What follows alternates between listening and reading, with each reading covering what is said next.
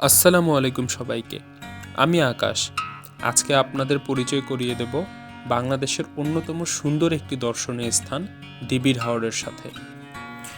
ডিবির হাওর সিলেটের জৈন্তাপুরে বাংলাদেশ ভারত সীমান্ত ঘেঁষা পাহাড়ের পাদদেশে অবস্থিত। সিলেট শহর থেকে ডিবির হাওরের দূরত্ব 42 কিলোমিটার। ইয়াম, ডিবি, হরফকাটা, কেন্দ্রী বিল নামে এখানে মোট 4টি বিল রয়েছে। বর্ষাকালের পর বিলগুলো শাপলার রাজ্যে পরিণত হয়। তখন সমস্ত বিল জুড়ে হাজার হাজার লাল শাপলা ছড়িয়ে থাকে। ভোরে হাজারো লাল শাপলা আলোকিত করে রাখে চারপাশ।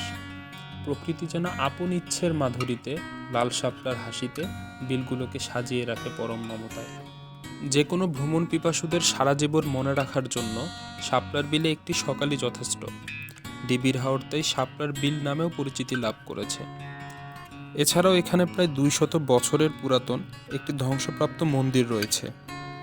কথিত আছে, জৈন্তা রাজ্যের কোনো এক রাজাকে ডিবির হাওরের কোথাও পানিতে ডুবিয়ে মারা হয়। ধারণা করা হয় তার স্মৃতির উদ্দেশ্যে এই মন্দির নির্মিত হয়েছে। শীতকালে এই হাওর জুড়ে অতিথি পাখিদের রাজত্ব শুরু হয়। তখন সাদা বক, জলময়ূরী ও পানকৌড়ি ইত্যাদি বিভিন্ন প্রজাতির অতিথি পাখির কলরবে মুখর হয়ে থাকে ডিবির হাওরের চারপাশ। ডিবির হাওরে লাল শাপলা ফুল সাধারণত সেপ্টেম্বর থেকে ডিসেম্বর দেখতে পাওয়া যায়। শাপলার রূপ দেখতে হলে সূর্যের আলো ফোটার আগেই পৌঁছাতে হবে ডিবির হাওরে।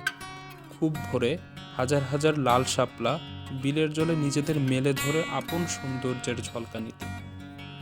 শীতের সকাল, অতিথি পাখি, লাল শাপলা, পাহাড় সবকিছুর সংমিশ্রণে ডিবির হাওর বেশ চমৎকার একটি দর্শনীয় স্থান। শাপলার মাঝে, বিলের পানিতে নৌকা ভ্রমণ বেশ উপভোগ করার মতো একটি ব্যাপার। নভেম্বর-ডিসেম্বর মাস ডিবির হাওর ভ্রমণের জন্য সবথেকে উপযুক্ত সময়। ডিবির হাওর সম্পর্কিত তথ্যগুলো আমি সংগ্রহ করেছি ভ্রমণ গাইড থেকে।